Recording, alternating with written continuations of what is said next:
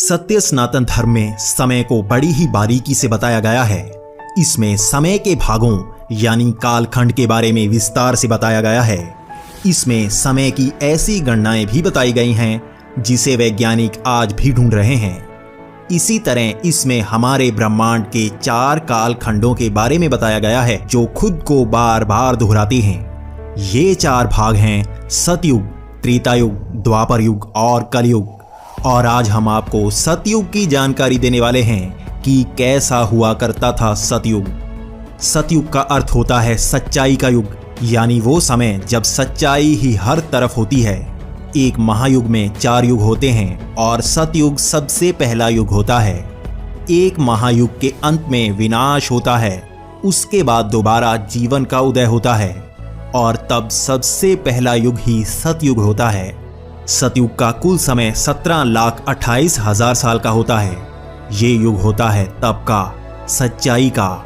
इस युग की खास बात यह होती है कि जीवन की उत्पत्ति के बाद स्वयं देवता मनुष्यों को शिक्षा देते हैं। इस युग में मनुष्य का मानसिक स्तर उच्च स्तर तक पहुंच जाता है। जिस तरह से आज हम बचपन से ही शिक्षा ग्रहण करते हैं जीवन और भौतिक विज्ञान की, उस समय शिक्षा तप और मानसिकता की होती है। इस युग में इंसान की आयु 10,000 से 1,00,000 साल तक होती है, क्योंकि मनुष्य मानसिक ज्ञान को पा लेता है। इस युग में कोई एक दूसरे से झूठ नहीं बोल पाता, क्योंकि मानसिक ज्ञान पा लेने के बाद हर मनुष्य का दिमाग एक दूसरे से जुड़ जाता है। इसलिए बात करने के लिए बोलने की जरूरत नहीं पड़ती। एक दूसरे का दिमाग पढ़ने वाला मनुष्य झूठ बोल ही नहीं सकता। आप भी एक बार आंखें बंद करके सोचें, ऐसा युग जब झूठ हो ही ना। इसीलिए तो इसे सतयुग कहा जाता है। इस युग में कोई बीमारी नहीं होती, क्योंकि मानसिक स्तर को उच्च स्तर तक पहुंचा लेने वाला मनुष्य बॉडी के सेल्स की पूरी जानकारी रखते हैं, तो कोई वायरस या डिसीज असर नहीं करता। हम आज जानते हैं कि जब कोई वायरस या डिसीज हम पर असर करता है तो हम मेडिसिन लेते हैं, लेकिन वो मेडिसिन बीमारी को खत्म नहीं करती। वो सिर्फ हमारे शरीर की एंटीबॉडीज को एक्टिवेट करती हैं, जिससे उस बीमारी का अंत होता है। यानी उस बीमारी को हमारा शरीर ही मारता है। अगर हम अपनी बॉडी और माइंड पर पूरा कंट्रोल कर सकें तो हम हर बीमारी पर जीत पा सकते हैं।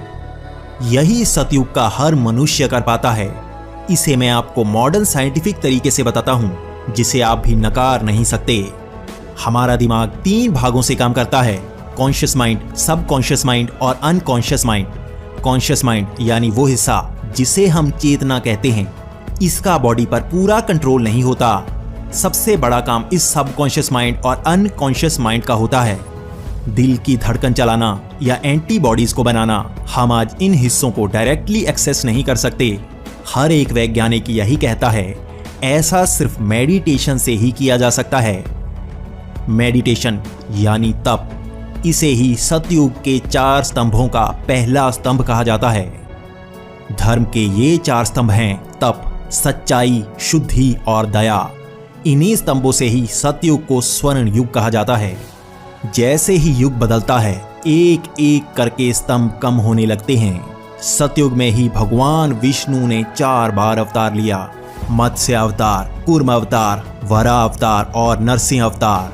इस युग में मानसिक शांति होती है और इसे ही आदर्श युग कहा जाता है। इसी युग में वेदों का ज्ञान हर मनुष्य के पास होता है। हर मनुष्य का चरित्र एक देवता के बराबर होता है। लेकिन परिवर्तन समय का वो भाग है जो हमेशा इसे चलाए रखता है। इसीलिए भले ही सतयुग सबसे आदर्श युग होता है, लेकिन इसका भी अंत होता है। 17,28,000 साल पूरे करने के बाद जब इसका अंत हुआ तो त्रेता युग का प्रारंभ हुआ।